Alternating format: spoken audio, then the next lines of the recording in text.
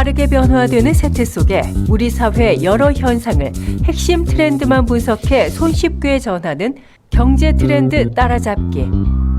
남북을 둘러싼 국제적 정세와 한반도 평화를 위한 행복한 동행.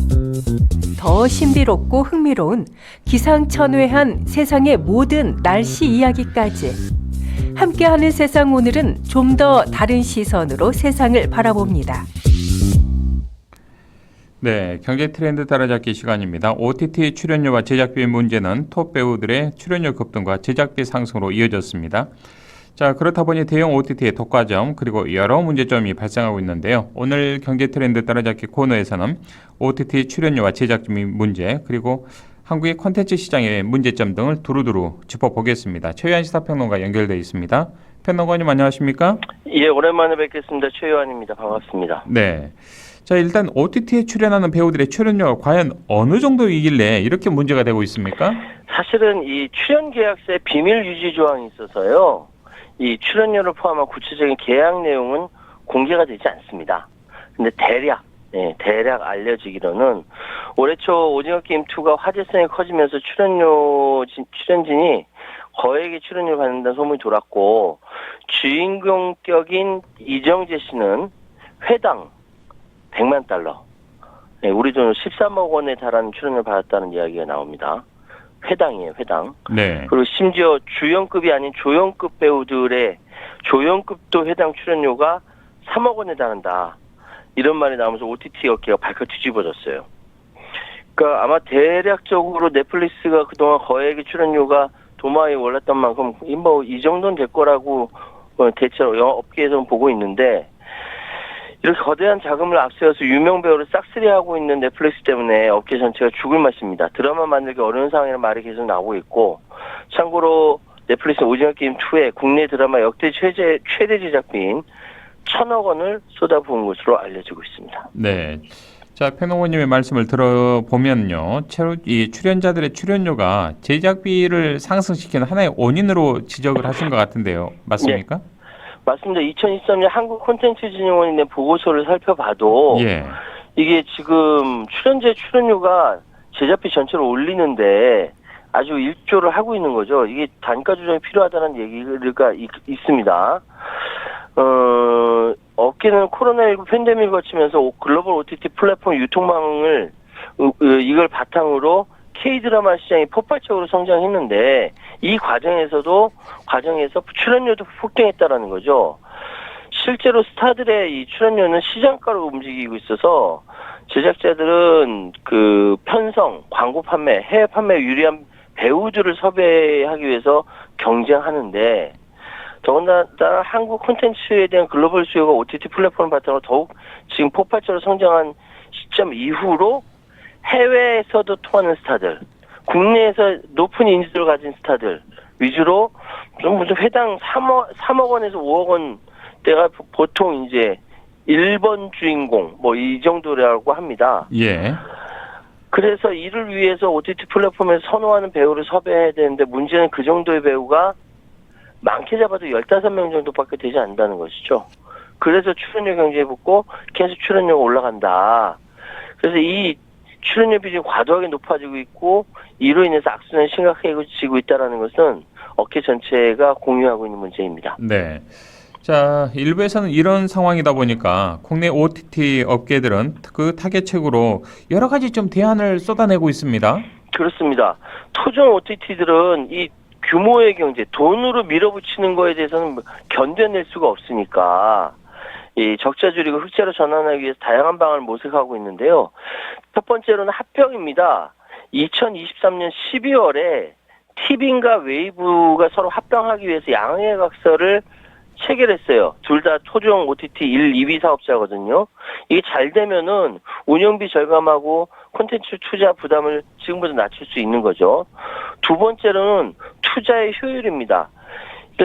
워낙 드라마, 영화, 돈이 워낙 많이 들어가니까 이거 말고 좀 더 이렇게 인기 높은 콘텐츠 위주로 제작하면 안 될까? 그래서 나온 것이 프로야구 온라인 중계권으로 경기 중계하고 예능이나 시사교양, 다큐멘터리 장르를 늘림으로써 투자의 효율성을 개선하는 것이죠. 이런 두 번째 방식이 있고, 세 번째로는 요금제 개선입니다. 티빙이 2024년 3월부터 넷플릭스처럼 이 광고 기반 요금제를 출시했고요. 또 계정 공유 유료화 도입하는 방안도 검토하고 있다는데, 어쨌든 지금 토종 OTT가 넷플릭스와 이용자 수 차이를 점차 줄여가면서 영업 손실도 조금 줄어들고 있는 상황이라고 하네요. 예. 자, 토종 OTT가 합리적인 방안을 내놓고 추진하는 것 어쩌면 뭐 옳습니다만, 자, 그렇다 보니까 국내 OTT의 드라마나 영화 등의 제작비가 많이 드는 콘텐츠가 줄어든다는 이 결과로 귀결될 수밖에 없지 않을까 싶어요. 어떻습니까? 그렇습니다. 이게 예. 사실 넷플릭스 등장 이후 제작비 인플레이션이 본격화되고 있고, 우리나라 드라마도 이제 회당 제작비가 30억 원대로 뛰었어요. 그래서 보통 드라마 만드는 한 200억 정도가 기본이 되는 상황입니다. 그러니까 갈수록 힘든 거죠. 그러니까 토종 OTT는 제작 감축을 해야 되는 악순환이 이어지고 있는데, 그러니까 위기의 K-드라마 시대라는 말이 나옵니다. 그러니까 2022년이 OTT와 TV 방송국을 통해서 공개된 K-드라마가 역대 최대 141편이었거든요. 근데 2024년 2년 후에 한 100편 남짓으로 30% 이상 줄어들었습니다. 예. 그러니까 이거를 이제 타개하려고 드라마나 영화 말고 예능물 뭐 이렇게 이쪽으로 집중을 하고 있고, 뭐 우리 토종 OTT가 예능물 쪽으로 가니까 글로벌 넷플릭스나 디즈니 플러스 같은 데도 또 따라해요. 그 대표적인 것이 흑백요리사거든요. 어쨌든 이렇게 해서 또 예능물도 한참 이렇게 성공한단 말이죠. 이걸 역으로 얘기하면 우리 K-드라마는 퇴주한다는 결론이 나오는 거죠. 네. 예상했던 대로 토종 OTT가 분투하는 형국으로 이해는 되는데요. 뭐 여전히 기대를 했던 TV인과 웨이브의 합병, 해를 넘겨서 올해까지도 실행이 좀 이루어지지 않고 있습니다. 그러니까요. 넷플릭스 독주를 견제할 거대 토종 OTT로 기대를 모았는데, 양해각서를 2023년 12월에 했는데 1년 넘도록 답보 상태예요. 티빙과 웨이브가 이렇게 합병의 뜻을 모았는데 양쪽에서 적절히 벗어나지 못하고 있는 상황. 그러니까 서로 간의 이해관계가 충돌이 되는 겁니다. 지분 구조를 보면요. 티빙이 CJ ENM이 49, KT 자회사 KT 스튜디오 진이가 13.5%예요. 웨이브도 모회사 SK 스퀘어가 40.5%, 지상파 3사가 19.8%씩 보유하고 있는데, 지상파가 제일 브레이크를 걸고 있었거든요. 근데 가까스로 지난해 10월 달에 지상파 3사가 가까스 합병에 동의하면서 급물살 타는구나, 이제 합병되는구나 라고 했는데 KT가 제동을 겁니다. KT가 왜냐하면 지금 유료 방송이 1293만 명으로 1등이거든요. 여기서 매출 기여도도 높고, 자칫 잘못하면 KT가 가지고 있는 매출이 손해가 날 수 있다라고 판단하는 모양입니다. 네. 자, KT가 TV인과 웨이브의 합병에 제동을 건 이유가 궁금한데요. 지상파도 합의한 마당에 KT만 결심하면 문제 쉽게 풀릴 수도 있지 않을까 싶은데요. 어떻습니까? 예, 그럼 뭐 KT만 사실 결심하면 됩니다. 그러니까 그러니까 KT가 IPTV 가입자가 제일 많은데, 예. 지금 IPTV는 보니까 SK나 LG가 조금씩 그 뒤를 따르고 있는데 성장을 했거든요. 근데 KT가 성장을 못했어요. 근데 이렇게 보니까 KT가 자칫 잘못해서 OTT가 커지면은 우리 KT의 주력 매출인 IPTV 가입자 감소가 되는 거 아니야?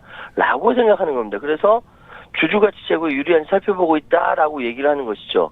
왜냐하면은 OTT 시장이 이렇게 막 커지면은 이용률이 늘어나면서 오히려 유료 방송을 해지하는 거예요. 이걸 코드 커팅이라고 하는데, 네. 이런 현상이 있기 때문에 KT가 우려하고 있는 것이죠. 예. 자, 정부가 토종 OTT 육성에 또 적극적인 상황에서 KT도 계속해서 시간을 끌지는 못할 것이다, 이런 분석도 있더라고요. 예, 그렇습니다. 지금 뭐 우리 K-팝이라든지 뭐 이런 것들이 전 세계로 이렇게 막 뻗어나가게 되는 것은 정부가 전략적으로 도와줬기 때문에 그렇거든요. 그래서 이제 K-OTT 산업 글로벌 경쟁력 강화 전략이라고 지난해 12월 달 과기정통부가 내놨는데, 그러니까 정부 차원에서 막 밀면은 KT도 어쨌든 뭐 끝까지 반대하지 못할 것이다. 그런데 지금까지는 대체적으로 KT가 이 미디어나 콘텐츠 시장에 주도권을 놓고 보다 유리한 조건을 가져가기 위한 전략을 구상하고 있다. 조만간에 좀 다시 출범하게 되지 않을까라는 생각은 합니다. 네.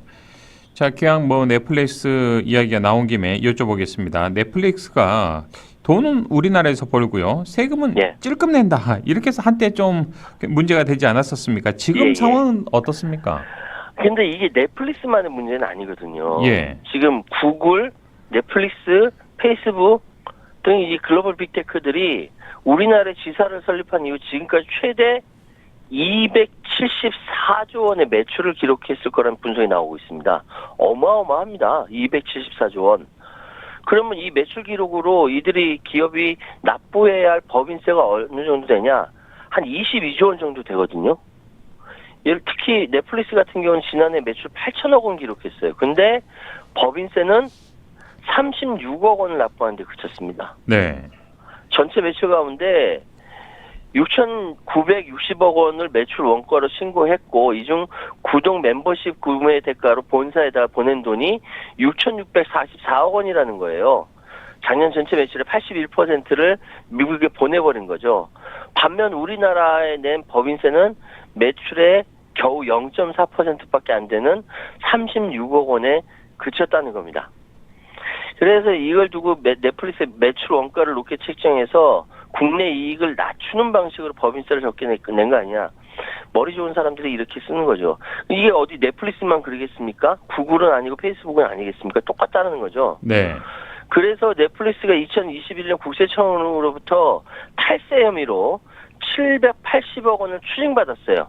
그래서 넷플릭스에 이 추징금을 납부하고 나서 이에 납부는 납부대로 하고 이에 불복해서 소송을 진행 중입니다. 이미 1심에서는 넷플릭스가 패소했음에도 불구하고 재심 막 들어가고 이런 상황입니다.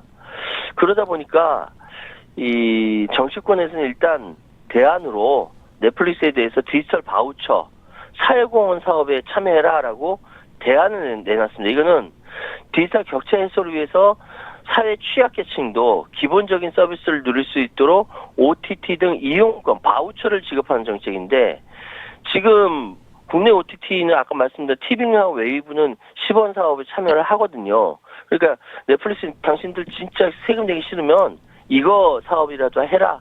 라고 제안을 한 상태인데 예. 아직 이 결과는 나오지 않았습니다. 이 10원 사업은 9월부터 11월까지 3개월 동안 실시되고 이후에 상황을 확대할 것인지 결정한다고 합니다. 예, 알겠습니다. 평론가님 오늘 말씀 여기까지 듣겠습니다. 고맙습니다. 예, 감사합니다. 지금까지 최유한 시사평론가와 함께했습니다.